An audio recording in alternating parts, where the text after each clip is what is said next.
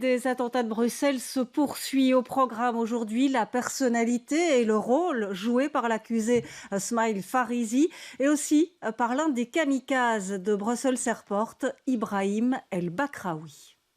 C'est cet appartement situé rue des Casernes à Etterbeek qui est au centre de l'attention ce matin. Un logement que Smail Farizi a sous-loué à plusieurs terroristes du 22 mars et où il s'est rendu à de nombreuses reprises avant les attentats. L'accusé a toujours nié toute implication dans l'organisation des attaques. Quand il s'est rendu compte de ce qui s'est passé, il a voulu se débarrasser de son appartement pour être certain que les terroristes n'y viennent plus.